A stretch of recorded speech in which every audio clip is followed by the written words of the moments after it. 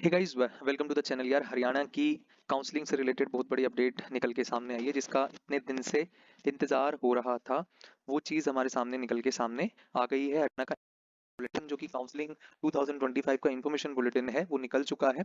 MCC की counselling, जैसे कि आप सभी जानते हैं, फिर से एक बार डिले में चली गई है ड्यू टू एनआरआई कैंडिडेट्स को, और जो कोर्ट में उनके केसेस हैं, एनआरआई कैंडिडेट्स को मौका दिया जा रहा है, क्योंकि सेकंड डिग्री ब्लड रिलेशन, जिन कैंडिडेट्स के सेकंड डिग्री ब्लड रिलेशन में भी यदि कोई एनआरआई है, तो वो भी स्पॉन्सर करने के लिए एलिजिबल है।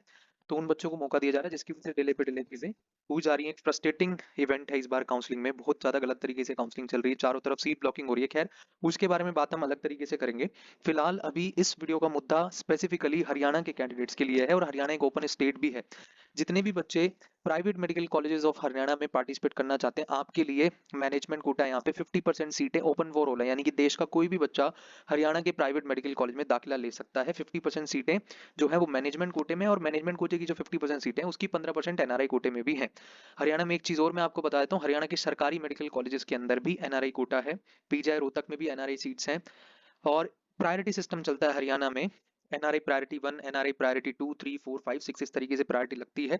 सरकारी कॉलेज में प्रायोरिटी 2 के बाद सीट मिलने की कोई पॉसिबिलिटी नहीं रहती है, जबकि प्राइवेट कॉलेजेस में, वर्ल्ड कॉलेज झज्जर वगैरह में, जो एनआरआई स्पॉन्सर कैटेगरी है, उनको भी सीट मिलने की पॉसिबिलिटी रहती है। तो यदि कोई एनआरआई स्पॉन्सर वाला कैंडिडेट ये सोच रहा है, जो स्टूडेंट खुद एनआरआई नहीं है, या फिर पेरेंट एनआरआई नहीं है, और आप belong to the state of Haryana नहीं करते हो, तब फिर उस केस में आपको पीजीआई रोहतक की एनआरआई सीट मिल जाएगी। इसकी एक्सपेक्टेशन भी मत रखिएगा, ठीक है। सो खैर, ये एनआरआई से रिलेटेड नहीं है, सारी बातें डिटेल में एक एक चीज के बारे में चर्चा होगी। काउंसलिंग के नियम के बारे में, ठीक है। काउंसलिंग के नियम बिल्कुल भी अलग नहीं है। जैसे एमसीसी के काउंसलिंग नियम है, वैसे ही हरियाणा के काउंसलिंग नियम है। कुछ छोटे मोटे डिफरेंसेस हैं। सारी बॉन्ड के बारे में, हरियाणा की बॉन्ड को लेकर के बहुत ज्यादा कंफ्यूजन रहता है। उसके अंदर जो सब क्लोजेज हैं, क्या क्या कंडीशंस है, सारी बातें, मुझे पता है आपके मन में क्या क्या सवाल हो सकते हैं, उसके सभी के आंसर मैं दूंगा। डॉक्यूमेंट से रिलेटेड सारी बातें होंगी, एलिजिबिलिटी से रिलेटेड सारी बातें होंगी कि आपने 11th हरियाणा से, आप हरियाणा हो या नहीं, क्या आप एलिजिबल हो, अगर आप एलिजिबल हो कौन सा डॉक्यूमेंट लगेगा, ये सारी बातें। सी डेप्राइव ये क्या इंपॉर्टेंट बातें हैं, ईडब्ल्यू ये क्या इंपॉर्टेंट बातें हैं, सारी बातों की डिस्कशन होगा। साथ में इस बारे में भी डिस्कशन होगा कि यहाँ पे जो मैनेजमेंट कोटे में सीटें हैं, यानी कि जो फेमस कॉलेजेस हैं यहाँ पे, आदेश मेडिकल कॉलेज कुरुक्षेत्र, जिसके बारे में इस तरीके की खबर थी कि फीस बढ़ने वाली है। फिलहाल अभी जो नोटिफिकेशन, गैजेट नोटिफिकेशन आया है 8 तारीख 2025, 8 अगस्त 2025 को, उसमें किसी भी तरीके की फीस बढ़ने को लेकर के आदेश, एनसी और वर्ल्ड कॉलेज जैसे, क्योंकि ये 3 कॉलेज ऐसे हरियाणा में प्राइवेट कॉलेजेस हैं, सबकी बात करी जाएगी। थोड़ा सा पेशेंस आपको रखना है हरियाणा को समझने के लिए। सारी चीजें कंप्लीट रूप से आपको समझाई जाएगी, किसको पार्टिसिपेट करना है, कितना खर्चा आएगा, क्या क्या काउंसलिंग के नियम है। अभी काउंसलिंग की डेट्स नहीं अनाउंस की गई हैं, ठीक है। काउंसलिंग की डेट्स आएगी, हम सेपरेटली बता देंगे। कैसे फॉर्म फिलअप करना है रजिस्ट्रेशन का, वो भी कर देंगे जैसे ही खुलेगा फॉर्म। फिलहाल आप सारे रूल्स समझ लो, कैसे कैसे क्या क्या पॉसिबिलिटी बनेगी, कितने बजट में बनेगी, इसका कौन से स्टेट का इंपैक्ट हरियाणा पे पड़ सकता है, सारी बातें हम करेंगे। फिलहाल एक बार सुन लीजिए कि कौन कौन से कॉलेजेस हरियाणा की काउंसलिंग के अंतर्गत आते हैं। देखिए, पंडित बीडी शर्मा यूनिवर्सिटी के अंतर्गत 3 कॉलेजेस हैं। कौन कौन से? आदेश मेडिकल कॉलेज, यहाँ पर आप देख सकते हो, Adesh medical college, NC medical college Israna Panipat में, और वर्ल्ड कॉलेज झज्जर। ये 3 मेडिकल कॉलेज ऐसे हैं जो पंडित बीडी शर्मा यूनिवर्सिटी के अंतर्गत हैं। बाकी 3 इंडिपेंडेंट यूनिवर्सिटीज है हरियाणा में। एचजीटी गुरुग्राम, जो कि बुढेरा गांव में पड़ती है आपकी, ठीक है। एमएमयू शादुपुर अम्बाला में, महर्षि मार्कंडेश्वर की 3 कॉलेजेस हैं देश में, आप सभी जानते हो। एमएमयू मौलाना जो है, वो भी अम्बाला में ही, हरियाणा में ही है, बट वो डीम्ड यूनिवर्सिटी है, वो एमसीसी की काउंसलिंग से मिलती है। बट एमएमयू शादुपुर जो है, वो हरियाणा की स्टेट काउंसलिंग से मिलती है, यानी कि देश में आप किसी भी राज्य के कैंडिडेट हो, आपको 50% यहाँ पे मैनेजमेंट कोटा है, उसकी एलिजिबिलिटी है। हालांकि हरियाणा के बच्चों के लिए प्राइवेट कॉलेजेस के अंदर एक स्पेशल रिजर्वेशन है, जिसमें BC A, BC B, general EWS category के लिए अलग से रिजर्वेशन है। एसटी कैटेगरी के लिए, एससी डेप्राइव कैटेगरी के लिए हरियाणा में एसटी कैटेगरी नहीं चलती है, एससी डेप्राइव कैटेगरी चलती है। जिनकी फैमिली इनकम 2.5 लाख से भी कम होती है सालाना, वो एससी डेप्राइव में आ जाते हैं, ठीक है। एक मुस्लिम माइनॉरिटी का कॉलेज भी, अल फलाह मेडिकल कॉलेज फरीदाबाद, ठीक है। यहाँ पे मुस्लिम माइनॉरिटी की भी 69 सीट्स हैं यहाँ पर, ठीक है। तो ये सभी कॉलेजेस हैं जिसके लिए आप हरियाणा की काउंसलिंग में पार्टिसिपेट करते हो, ठीक है। ये तो बात होगी प्राइवेट मेडिकल कॉलेजेस की। अब जो बच्चे गवर्नमेंट मेडिकल कॉलेज में जाना चाहते हैं, वो भी मेरी बात जरा ध्यान से सुन लेंगे, ठीक है। आप यहाँ पे देख सकते हो, पहले प्राइवेट का कंप्लीट करते हैं, क्योंकि आदेश मेडिकल कॉलेज हाई डिमांड में रहेगा। जिस तरीके से यूपी में फीस का हाइक देखने मिल रहा है, शारदा को अचानक से माइनॉरिटी का स्टेटस मिल गया है, ऐसा नोटिस उनकी वेबसाइट पे आया है। उनका जो पैकेज अभी चला गया है, वो 1.13 करोड़ के करीब चला गया है। तो बहुत महंगा हो गया अभी शारदा ग्रेटर नोएडा, ठीक है। तो शारदा ग्रेटर नोएडा बहुत ज्यादा अभी जो है वो महंगा हो चुका है। फिलहाल आपको इन चीजों का ध्यान रखना है, ठीक है, कि शारदा की फीस को बढ़ा दिया गया है, ठीक है। Adesh medical college Kurukshetra, NC medical college Panipat, इनका जो फीस बढ़ने का नोटिस था, क्योंकि खबर थी कि 12 से 14 लाख रुपए फीस होने वाली है, वो फिलहाल अभी नहीं करी गई है। ठीक है, वर्ल्ड कॉलेज झज्जर में भी इस तरीके की खबर थी कि 12 से 14 लाख रुपए साल की फीस हो जाएगी, बट इस तरीके की कोई भी खबर अभी नहीं आई है ऑफिशियल नोटिफिकेशन के अंतर्गत। ठीक है, सो अभी जो आदेश मेडिकल कॉलेज का 75 से 80 लाख का बजट था, वही अभी बजट है। और यहाँ पे कट ऑफ आप लास्ट ईयर की देख सकते हो आदेश की, कि 2,63,000 रैंक पे क्लोज हो गया था। मैनेजमेंट कोटे की बात कर रहा हूँ, हरियाणा वाले बच्चों की बात नहीं कर रहा हूँ, मैनेजमेंट कोटे की बात कर रहा हूँ, जो ऑल इंडिया ओपन सीट्स हैं उनकी बात कर रहा हूँ मैं। एनसी मेडिकल कॉलेज पानीपत का जो लोएस्ट कट ऑफ गया था, राउंड 2 में गया था। ठीक है, यहाँ पर आप देख सकते हो कि 4,77,000 रैंक पे क्लोज हो गया था लास्ट ईयर। एसजीटी भी 4,17,000, हालांकि एसजीटी की फीस को बढ़ा दिया गया, पहले 21 लाख रुपए साल की फीस होती थी, अब 22.5 लाख रुपए साल की फीस होगी। तो एसजीटी का भी जो बजट चला जाएगा वो 1.1 सीआर के करीब चला जाएगा। एमएमयू साधोपुर एक अच्छा उभरता हुआ नया कॉलेज है, बट अच्छा उभरता हुआ कॉलेज है, आप कंसिडर कर सकते हो। इसका भी 1 करोड़ 5 लाख के करीब का पैकेज बनता है।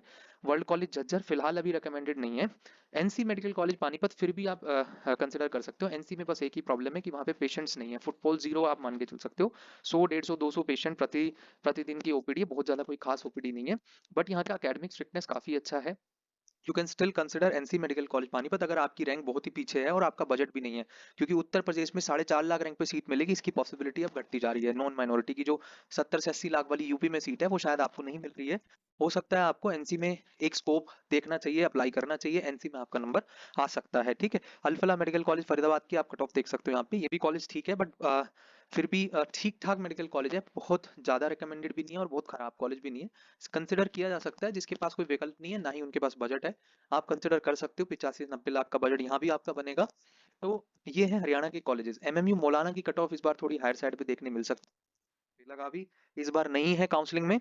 और दूसरी चीज के अंदर, तो जो दिल्ली वाले बच्चे हैं, जो दिल्ली के आसपास दिल्ली एनसीआर के बच्चे हैं, जिनके पास हमदर्द डीम्ड यूनिवर्सिटी होती थी, ग्राफिक एरा हो गया बहुत ज्यादा महंगा, संतोष गाजियाबाद की बहुत अच्छी क्वालिटी नहीं है, तो एमएमयू मौलाना और अमृता फरीदाबाद को 90-90 हजार रैंक वाले बच्चों ने भी भरा हुआ है अपनी प्रेफरेंसेस के अंदर। तो कहीं ना कहीं एक हायर साइड पे ट्रेंड देखने मिलेगा आपको एमएमयू मौलाना, और आपको अमृता फरीदाबाद के अंदर भी एक हायर साइड पे ट्रेंड देखने मिलेगा। क्योंकि हमदर्द की जो अच्छी खासी सीटें थी, है ना, वो सीटें अब नहीं, मतलब 75 सीटें थी, मुस्लिम माइनॉरिटी की हटा दो, 75 सीटों का जो नुकसान है वो सीधा सीधा आपको यहाँ पर होता दिखाई दे रहा है। ठीक है, तो ये होगा ओवरऑल इम्पैक्ट। बाकी काउंसलिंग जैसे जैसे आगे बढ़ेगी चीजें क्लियर हो जाएंगी, एक एक राउंड का रिजल्ट के बाद स्थिति आपकी क्लियर होती चली जाएगी। तो ये है कि किसको पार्टिसिपेट करना है यहाँ पे गवर्नमेंट मेडिकल कॉलेज। अच्छा ध्यान रखिएगा कि गवर्नमेंट मेडिकल कॉलेज में सिर्फ और सिर्फ 85% स्टेट कोटे के लिए जो बच्चे एलिजिबल हैं, यानी कि जो परमानेंट रेजिडेंट सर्टिफिकेट है जिन बच्चों के पास हरियाणा का, वो बच्चे एलिजिबल होंगे। ठीक है, भले ही आपने 10वीं 11वीं 12वीं कहीं भी करी हो, अगर आप resident of permanent resident of Haryana, आपके पास हरियाणा सरकार का बना हुआ परमानेंट रेजिडेंट सर्टिफिकेट है, फैमिली आईडी कार्ड भी लगता है आपका, यदि आपके पास है ये डॉक्यूमेंट्स, देन आप एलिजिबल हो हरियाणा की काउंसलिंग में बैठने के लिए। ठीक है, हरियाणा में दो तरीके की कैटेगरी चलती है ओबीसी में, बीसी ए और बीसी बी। ठीक है, तो बीसी ए के अंदर कट ऑफ काफी लोअर साइड पे रहता है, बीसी बी में जनरल कैटेगरी से लोअर साइड पे रहता है। जो हरियाणा में आपका मोटा मोटा आप मान के चलो कि जिस तरीके का भी मेरिट लिस्ट नहीं बनी है, रजिस्ट्रेशन होंगे पता चलेगा कितने बच्चे हैं, तो मोटा मोटा 17-18 हजार रैंक के बच्चे जो जनरल कैटेगरी में है, वो एक कॉलेज की एक्सपेक्टेशन रख सकते हैं। अटल बिहारी वाजपेयी मेडिकल कॉलेज जो फरीदाबाद में है, आपको वो कॉलेज मिलने की पॉसिबिलिटी बनेगी। हालांकि अभी देखना बाकी है कि किस तरीके के ट्रेंड्स रहते हैं, कितने बच्चे हरियाणा में मेरिट लिस्ट में आते हैं। हरियाणा में मेरिट लिस्ट और अलॉटमेंट शीट एक ही चीज होती है, अलग से मेरिट लिस्ट नहीं आता है यूपी और राजस्थान की तरह। हरियाणा में अलॉटमेंट शीट ही आती है, उसी में सारे बच्चों का हिसाब किताब लिखा होता है। जिसको अलॉटमेंट आई रहती है उसके आगे उसकी नाम के आगे अलॉटेड कॉलेज लिखा होता है, और जिसको कुछ नहीं आता उसके लिए ब्लैंक होता है। ठीक है, सो ये वाली चीज है। हरियाणा के कट ऑफ ट्रेंड्स आप यहाँ पे देख सकते हो स्क्रीन के ऊपर, लास्ट ईयर किस तरीके से रहे थे। जो प्राइवेट मेडिकल कॉलेज में हरियाणा के बच्चों के लिए रिजर्वेशन है, उस पर भी कट ऑफ जो है हायर साइड पे देखने को आपको मिलती है। एसजीटी गुरुग्राम आप देख लो, जितना मैनेजमेंट कोटे में गया था उससे ज्यादा स्टेट के कोटे में गया हुआ है। ठीक है, सो ये वाली चीज आप थोड़ा सा ध्यान से रखेंगे।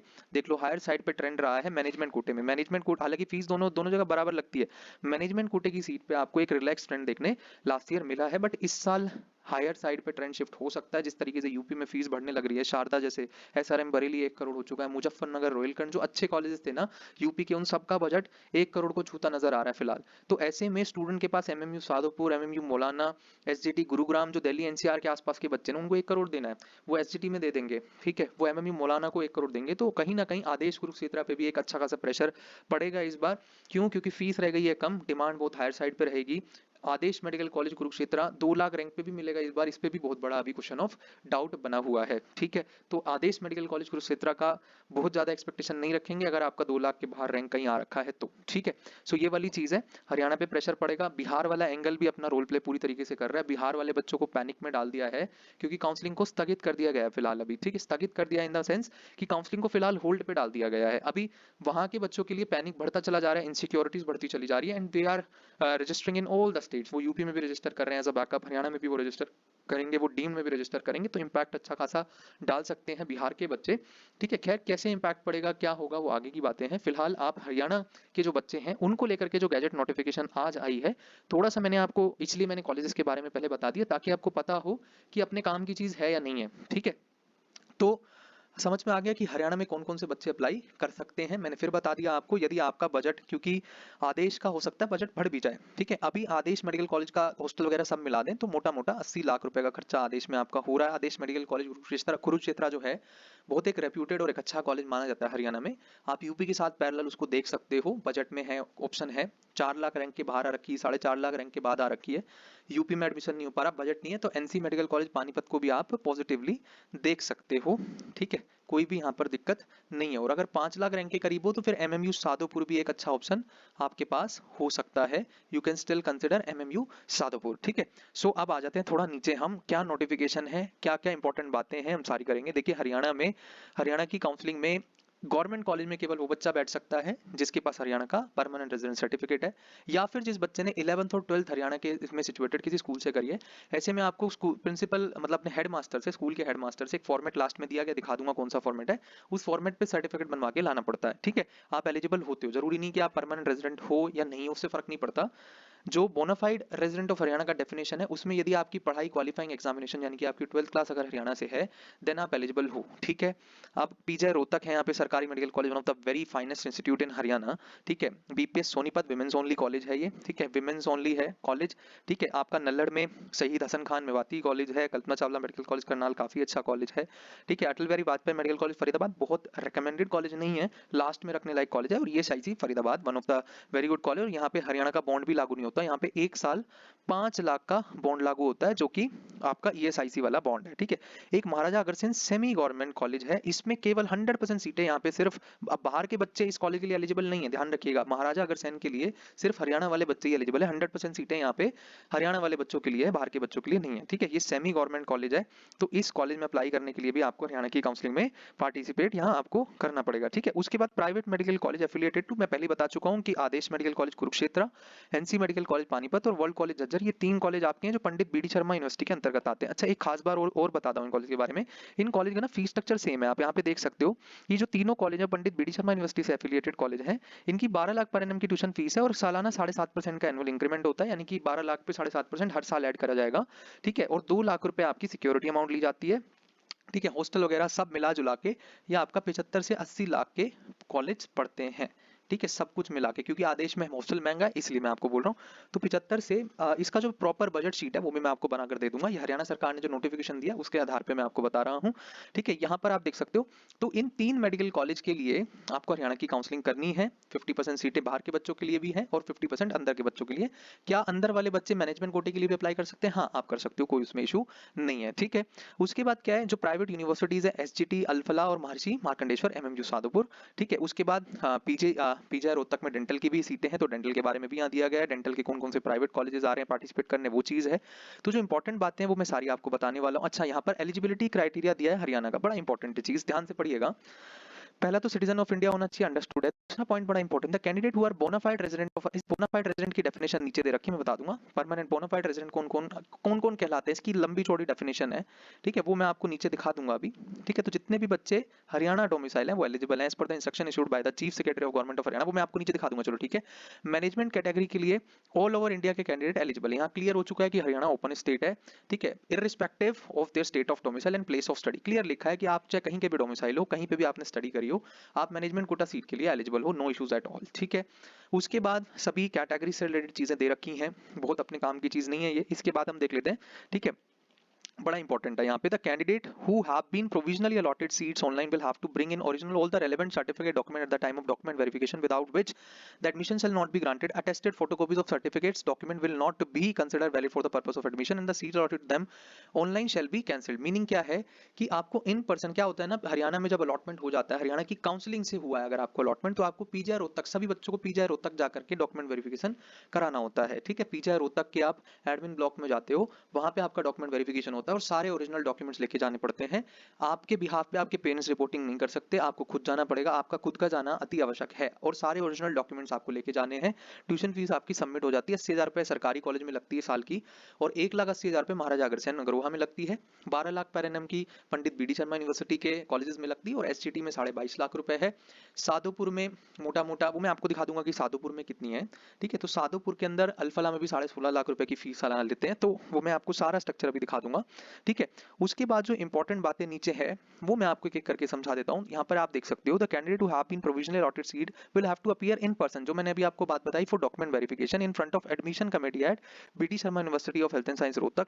No appearance on behalf of candidate either through authority letter by or other mean shall be accepted. मतलब आपको स्टूडेंट को खुद जाकर के रिपोर्टिंग करनी पड़ेगी। ठीक है, तो ये मोटा मोटा बात समझ में आई। अच्छा, फिर देख लेते हैं नीचे और क्या चीजें इंपॉर्टेंट दे रखी है। अच्छा, ये आ गया इंपॉर्टेंट की काउंसलिंग होगी कहाँ पे। देखो, काउंसलिंग के लिए वेबसाइट है UHSR.AC.in। ठीक है, इस पे काउंसलिंग होगी। नोटिफिकेशन आप DMER हरियाणा पे भी देख सकते हो, DMER.Haryana.gov.in पे आप नोटिफिकेशन भी देख सकते हो। ये नोटिफिकेशन जो गैजेट नोटिफिकेशन आया, ये इसी वेबसाइट पे डिस्प्ले हो चुका है। Fresh register shall be allowed for participating in second round. देखो यहाँ पे क्या नियम है, मैं आपको सरल भाषा में समझा देता हूँ। राउंड 1 में रजिस्ट्रेशन फ्रेश होगा, फ्रेश रजिस्ट्रेशन होगा राउंड 1 में। जो बच्चे राउंड 1 में नहीं करेंगे वो राउंड 2 में कर लेंगे रजिस्ट्रेशन। तो ऐसा कोई जरूरी नहीं कि राउंड 1 से ही रजिस्ट्रेशन करना है। जैसे कर्नाटका में होता है ना, आप राउंड 1 में रजिस्टर नहीं किए तो फिर राउंड 2 में आपको मौका नहीं दिया जाएगा। बिहार में भी राउंड 2 में मौका नहीं मिलता आपको, बट हरियाणा में ऐसा नहीं है। हरियाणा में राउंड 1 में फ्रेश रजिस्ट्रेशन है, राउंड 2 में, इवन राउंड 3 में भी आप डायरेक्टली फ्रेश रजिस्ट्रेशन कर सकते हो। ठीक है, राउंड 1 से राउंड 2 अपग्रेडेशन दिया गया है और राउंड 2 से राउंड 3 भी अपग्रेडेशन दिया गया है यहाँ पे। ठीक है, अच्छा, सिक्योरिटी डिपॉजिट की बात करें तो सिक्योरिटी डिपॉजिट राउंड 1 की काउंसलिंग में हरियाणा में आपसे नहीं लिया जाता है। राउंड 2 में जो बच्चे जाएंगे, राउंड 2 में फ्रेश चॉइस, और हर राउंड की काउंसलिंग में फ्रेश चॉइस फिलिंग होती है। यहाँ पे आपसे 10,000 रुपए का सिक्योरिटी अमाउंट मतलब आपसे लिया जाता है अगर आप गवर्नमेंट के लिए जा रहे हो, और 1 लाख रुपए का सिक्योरिटी अमाउंट लिया जाता है अगर आप प्राइवेट कॉलेज में मैनेजमेंट कोटा सीट के लिए जा रहे हो। तो आपसे 1 लाख रुपए का सिक्योरिटी अमाउंट राउंड 2 की काउंसलिंग से लिया जाता है। और यही एक मेजर कारण है कि हरियाणा के राउंड 1 में जो नॉन सीरियस कैंडिडेट्स हैं वो भी पार्टिसिपेट कर लेते हैं, जिसकी वजह से कट ऑफ हायर साइड पे देखने मिलता है आपको हरियाणा में। तो round 2 is the major game जहाँ पे सीरियस कैंडिडेट्स होंगे हरियाणा के और वो पार्टिसिपेट करेंगे। जो राउंड 2 में कट ऑफ चली गई हरियाणा की वो लगभग फाइनल हो जाएगी। राउंड 3 की कट ऑफ आपको हायर साइड पे देखने मिलती है। आप किसी भी ईयर का ट्रेंड देख सकते हो। यहाँ पे मैनेजमेंट कोटे में मैं आपको दिखा देता हूँ फिर से। आप किसी भी कॉलेज का ट्रेंड देख लो, रिवर्स चलता है। राउंड 2 में मिनिमम जा रहा है कट ऑफ। क्यों? क्योंकि यहाँ पे सिक्योरिटी डिपॉजिट लिया गया, जिसको सीरियसली एडमिशन लेना था ना, केवल उन बच्चों ने रजिस्टर किया। ठीक है, फिर राउंड 3 के अंदर सीटें ना के बराबर बचती है और नेगेटिव शिफ्ट होता चला जाता है। आप किसी भी कॉलेज के लिए देख सकते हो, यहाँ पर किसी भी कॉलेज के लिए आप देख सकते हो नेगेटिव शिफ्ट में जा रहा है। क्यों जा रहा है? मिनिमम कट ऑफ राउंड 2 में आपको देखने मिलती है मैनेजमेंट कोटा में। ठीक है, और यदि आप प्राइवेट कोटे में देखेंगे, जो स्टेट का कोटा है, स्टेट के कोटे में भी राउंड 3 में नेगेटिव शिफ्ट आपको देखने को मिलेगी। यहाँ पर आप देख सकते हो नेगेटिव शिफ्ट राउंड 3 में देखने मिलेगी। यानी कि हरियाणा के केस में राउंड 2 की काउंसलिंग सबसे ज्यादा इंपॉर्टेंट आपके लिए होती है। मिनिमम जो सबसे बेस्ट कॉलेज आपको मिल सकता है, मिनिमम कट ऑफ जो जा रही है वो राउंड 2 की काउंसलिंग में आपकी जा रही है। ठीक है, उसके बाद क्या है, the candidate who have already registered themselves for first round and wish to participate in second round shall not be required to register again. है ना, जिन्होंने फर्स्ट राउंड में रजिस्टर कर रखा है उनको दोबारा से रजिस्ट्रेशन करने की जरूरत नहीं है। However they shall have to, मतलब उनको विलिंगनेस देना पड़ेगा, कंसेंट देना पड़ेगा, और 1 लाख रुपए का सिक्योरिटी या 10,000 रुपए का सिक्योरिटी अगर गवर्नमेंट के लिए, यहाँ पे लिखा भी है कि 10,000 रुपए का सिक्योरिटी फीस आपको देना है, और 5,000 इन केस ऑफ एससी, अगर आप एससी कैटेगरी से हो, बीसी से हो, पीडब्ल्यूडी, ईडब्ल्यूएस कैटेगरी से हो, आपको 5,000 का सिक्योरिटी अमाउंट देना होता है राउंड 2 की काउंसलिंग में। ठीक है, क्लियर कट यहाँ पे चीजें लिखी हुई है। राउंड 1 में फ्रेश रजिस्ट्रेशन है, फिर रिपीट कर रहा हूँ, राउंड 2 में फ्रेश रजिस्ट्रेशन है। राउंड 1 से राउंड 2 अपग्रेड आप कर सकते हो, राउंड 2 से राउंड 3 आप अपग्रेड कर सकते हो। अगर राउंड 2 में सीट छोड़ दी तो आपकी सिक्योरिटी जब्त हो जाएगी, बट आप राउंड 3 की काउंसलिंग के लिए एलिजिबल रहोगे, फिर से सिक्योरिटी डिपॉजिट देना पड़ेगा। कहानी समझ में आ गई? उसके बाद हम आगे चलते हैं। एमसीसी जैसे रूल है, सेम टू सेम, कुछ अलग नहीं है। ठीक है, यहाँ पर आप और देख लो। ठीक है, क्या लिखा है, if the candidate wishes to offer state quota in government as well as state quota seats in management, अगर आप गवर्नमेंट और प्राइवेट दोनों की काउंसलिंग करना चाहते हो तो आपको 1 लाख रुपए का सिक्योरिटी अमाउंट देना पड़ेगा। ठीक है, अगर आप पैसे नहीं दोगे तो आप एलिजिबल नहीं हो पार्टिसिपेट करने के लिए और चॉइस फिलिंग करने के लिए, और हर राउंड में फ्रेश चॉइस फिलिंग आपको करनी है। कर्नाटका की तरह नहीं होगा कि पुरानी वाली चॉइसेस एज इट इज उठ के चली जाएगी। फ्रेश चॉइस फिलिंग आपको हर राउंड में करनी है। यहाँ पे as per MCI notification this who allotted seats in round 2 of counselling but do not join, अगर आपको राउंड 2 की काउंसलिंग में कोई कॉलेज अलॉट हो गया, फीस सबमिटेड एडमिशन कमेटी शैल स्टैंड फॉरफिट। फॉरफिटेड, आपकी जो सिक्योरिटी मनी है उसे फॉरफिट कर लिया जाएगा, बट आप थर्ड राउंड के लिए एलिजिबल रहोगे, यहाँ क्लियर लिखा है, ठीक है।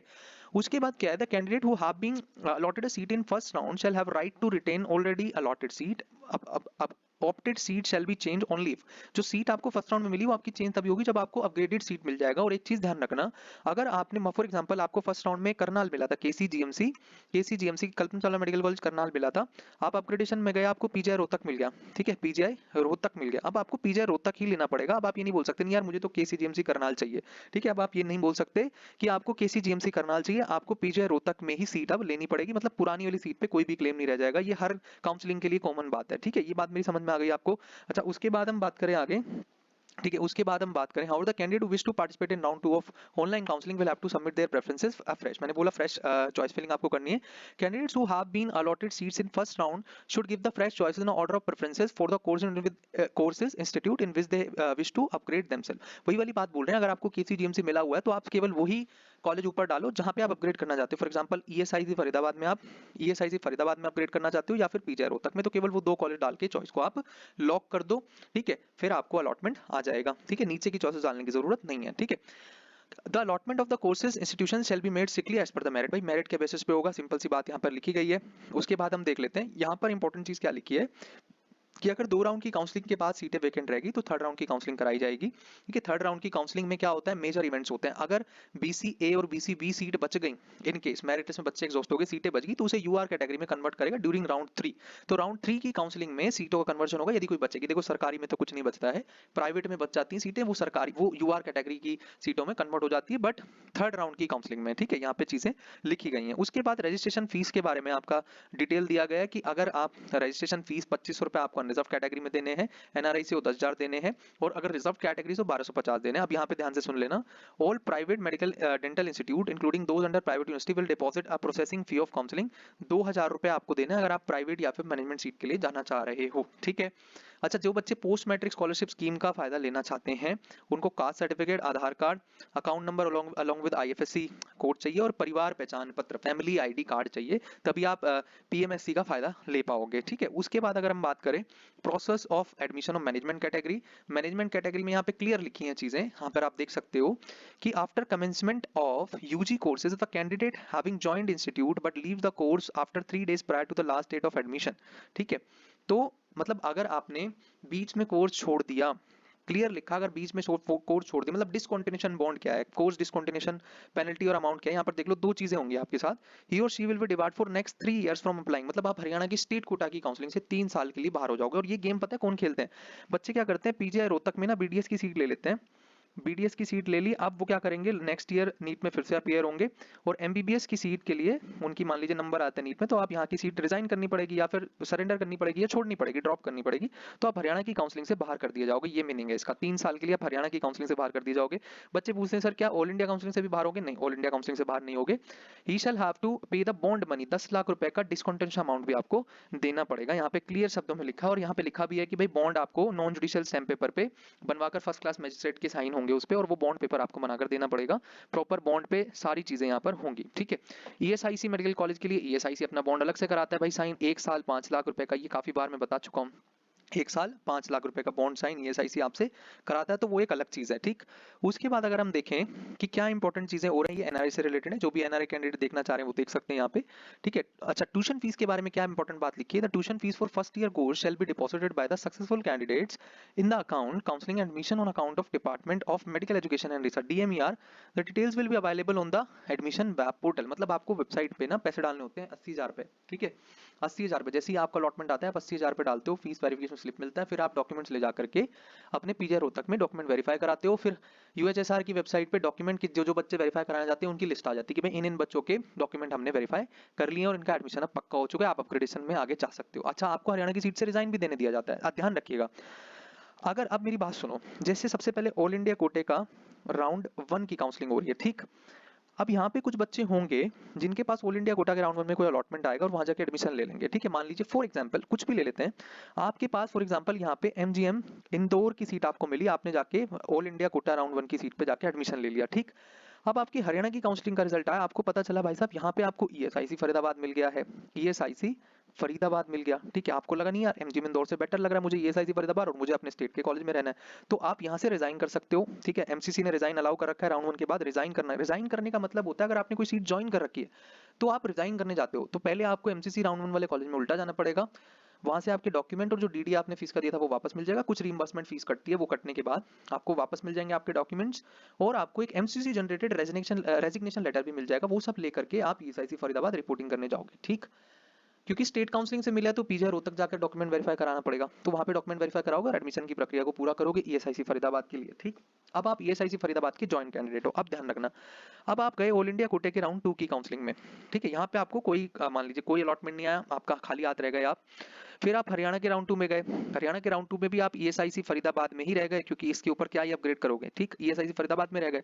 अब आप पहुंचे ऑल इंडिया कोटे के राउंड 3 की काउंसलिंग में, और यहाँ पे आपका टारगेट कॉलेज था कि भाई आपको फॉर एग्जाम्पल ना, आपको ऑल इंडिया कोटा के थ्रू अब फॉर एग्जांपल कोई एम्स में सीट मिल गई, ठीक है, मान लीजिए फॉर एग्जांपल आपको एम्स देवगढ़ में सीट मिल गई ऑल इंडिया कोटा के राउंड 3 में, and now you want to resign from ESIC Faridabad seat, तो क्या होता है फिर, देखो यहाँ से आपको रिजाइन देने दिया जाता है, लास्ट ईयर भी देने दिया गया था, नोटिस आ गया था हरियाणा सरकार का कि जो बच्चे राउंड 2 हरियाणा की जॉइंट सीट को खाली करना चाहते हैं वो कर सकते हैं, वो डेट आती है, मतलब राउंड उनका ये मानना होता है कि भाई अगर आपको सीट से रिजाइन करना है ना आप टाइमली कर दो, क्योंकि हमें हरियाणा के राउंड 3 में फिर सीटों को पहुंचाना है, सीट मैट्रिक्स में दिखनी चाहिए, अगर आप सीट छोड़ रहे हो तो हम हरियाणा के राउंड 3 के सीट मैट्रिक्स में उन सीटों को कंट्रीब्यूट करेंगे ना, दूसरे बच्चों के काम आएगी, तो आपको टाइमली रिजाइन करना होता है, आपकी जो सिक्योरिटी है वो ऑब्वियसली जब्त हो जाएगी, आपको डॉक्यूमेंट यहाँ से वापस मिल जाएंगे और आप ऐसे पहुंचोगे ऑल इंडिया के 3rd राउंड में। तो मैंने ये डाउट क्लियर कर दिया है, बहुत सारे बच्चे कहते हैं कि सर हम कैसे दोनों काउंसलिंग को मैनेज करेंगे, आप ऐसे करोगे मैनेज, ठीक है। तो ये मैंने एग्जांपल गवर्नमेंट कॉलेज के लिए, सेम चीज प्राइवेट के साथ भी होगी, बट प्राइवेट में नुकसान ज्यादा होगा, 1 लाख रुपए पूरा जब्त आपका कर लिया जाएगा यदि रिजाइन करोगे राउंड 2 की जॉइंट सीट को। फॉर एग्जाम्पल अगर आप आदेश में ही मान लीजिए आप जॉइंट कैंडिडेट है, आदेश कुरुक्षेत्र में आप जॉइंट कैंडिडेट है, अब आप आदेश कुरुक्षेत्र के जॉइंट कैंडिडेट राउंड 2 तक, अब आपको चाहे ऑल इंडिया कोटे के राउंड 3 में अलॉटमेंट आए या फिर स्टेट के राउंड 3 में किसी दूसरे स्टेट के, फॉर एग्जांपल यूपी के 3rd राउंड में अलॉटमेंट आ गई और वहां पे आपको पता चला यार मेरे को आदेश से बेटर फॉर एग्जांपल आपको मुजफ्फरनगर मिल गया और आप रिजाइन करना चाहते हो तो आप कर सकते हो, बट अगर डेट निकल गई होगी तो फिर रिजाइन अलाउड नहीं होगा, वो टाइमलाइन की गेम है प्रॉपर। तो काउंसलिंग में टाइम मैनेजमेंट, टाइमलाइन बहुत इंपॉर्टेंट है काउंसलिंग की, कई बार आपको डिसीजन लेने का मौका मिल भी जाता है और कई बार नहीं भी मिलता, तो ऐसे में ना चाहते हुए भी सिक्योरिटी का लॉस आपको लेना पड़ता है। तो यहाँ पे डिसीजन मेकिंग सही टाइम पे होनी चाहिए, तब आप काउंसलिंग में ठीक से आगे गेम खेल सकते हो, और डिसीजन मेकिंग करने के लिए डेटा एनालिसिस बहुत जरूरी होता है, ठीक है।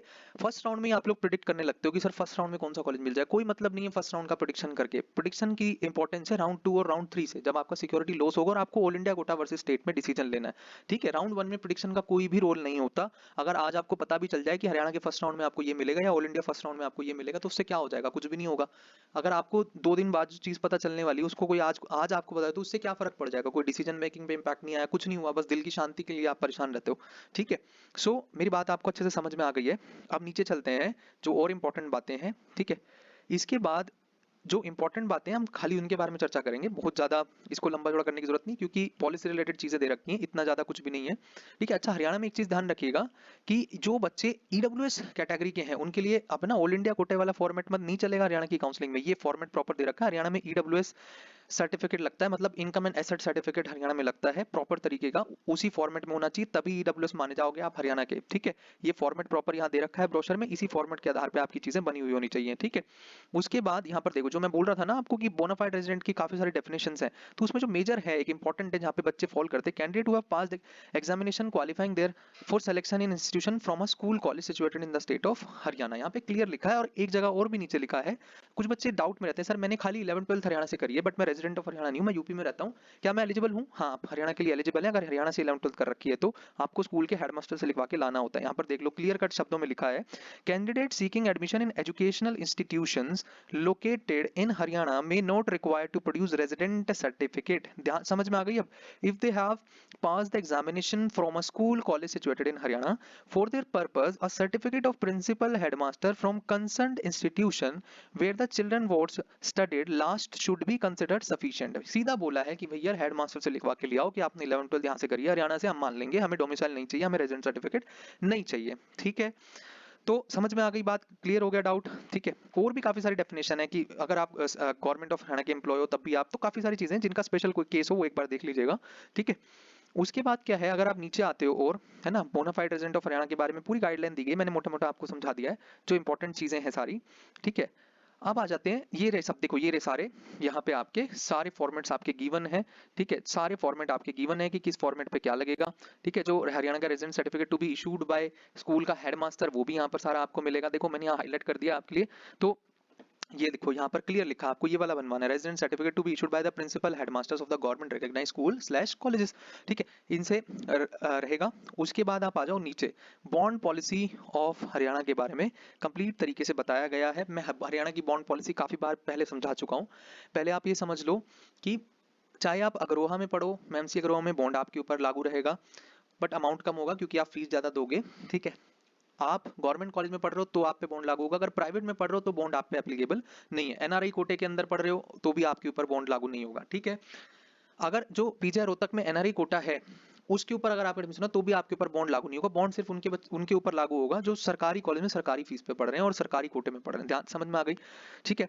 तो ये आपसे फीस ली जाएगी टोटल सरकारी कॉलेज में। अगर आप फीस देखते हो, एक सेकंड, अगर आप टोटल सरकारी कॉलेज में फीस देखते हो तो आपको पूरे 5 साल में ये फीस देनी है सरकारी कॉलेज में, और अग्रोहा में आपको ये ट्यूशन फीस देनी है 8,10,000 रुपए, ठीक है। इसके बाद आप देखते हो कि क्या क्या इंपॉर्टेंट बातें हैं बॉन्ड से रिलेटेड। देखो 5 साल 25 लाख का बॉन्ड है, ठीक है। गर्ल्स को 10% ऑफ कर दिया गया इस अमाउंट में, 23,19,000 रुपए है। अग्रोहा में क्यों कम है, 21,90,000 क्यों है, क्योंकि फीस पहले ही ज्यादा ले लिया आपसे, ठीक है। टोटल 30 लाख का बनता है, 30 में से फीस माइनस कर दी, जो अमाउंट बच गया उसके बराबर का बॉन्ड हो गया, यानी कि 5 साल 25 लाख का बॉन्ड है।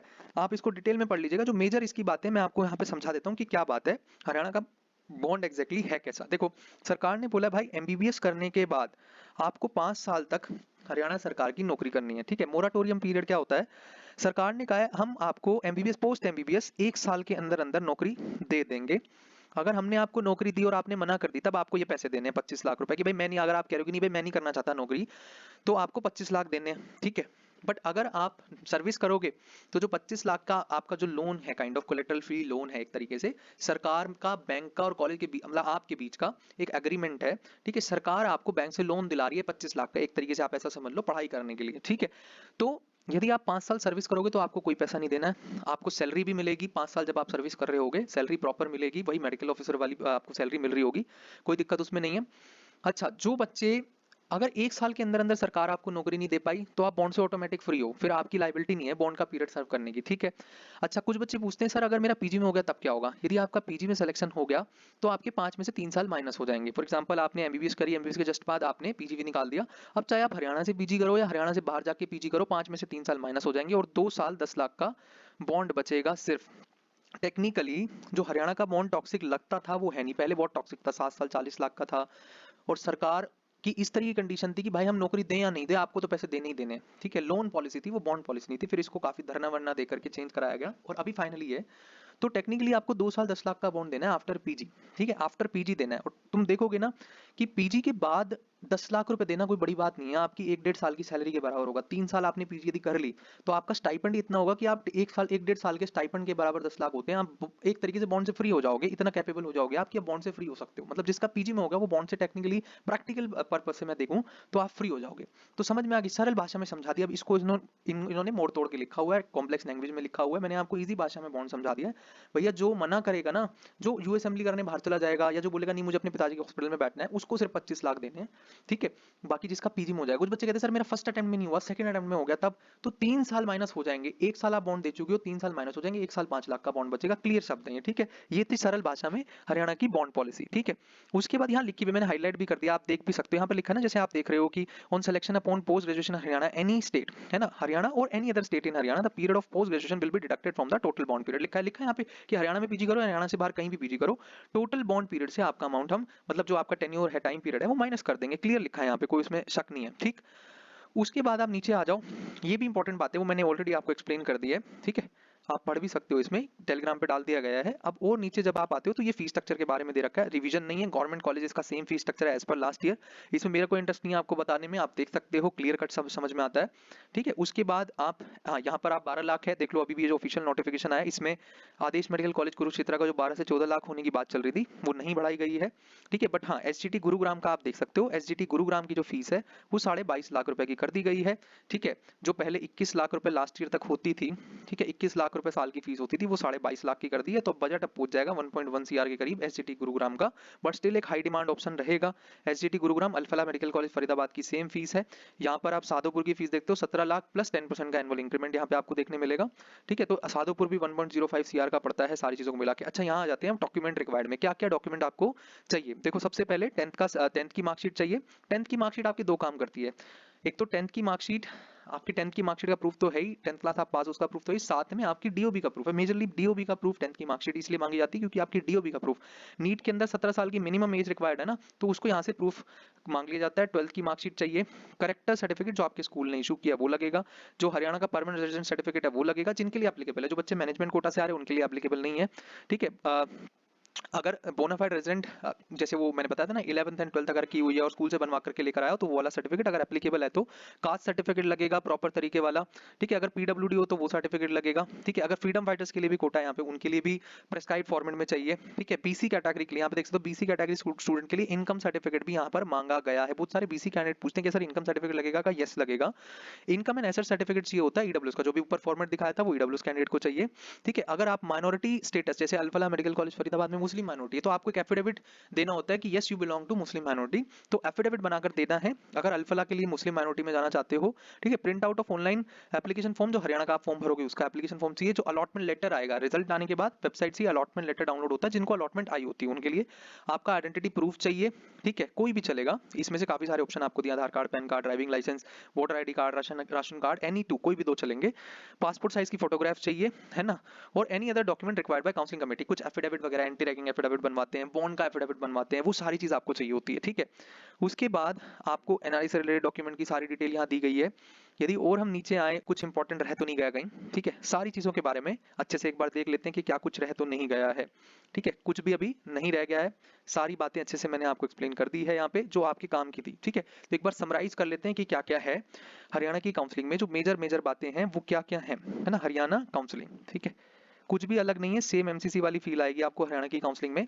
हरियाणा की काउंसलिंग में सारे कॉलेज के बारे में पता चल गया, बजट के बारे में पता चल गया, फीस के बारे में पता चल गया, कितनी कट ऑफ जाती है ये मैं पहले ही आपको बता चुका हूँ। ठीक है, ये पता चल गया, किसको अप्लाई करना है ये पता चल गया। काउंसलिंग के नियम क्या है, राउंड 1 फ्री एग्जिट राउंड है। ठीक है, राउंड 1 फ्री एग्जिट राउंड है। राउंड 2 फ्री एग्जिट राउंड नहीं है। राउंड 1 से राउंड 2 अपग्रेड कर सकते हो, हर राउंड में फ्रेश रजिस्ट्रेशन करने मिलेगा।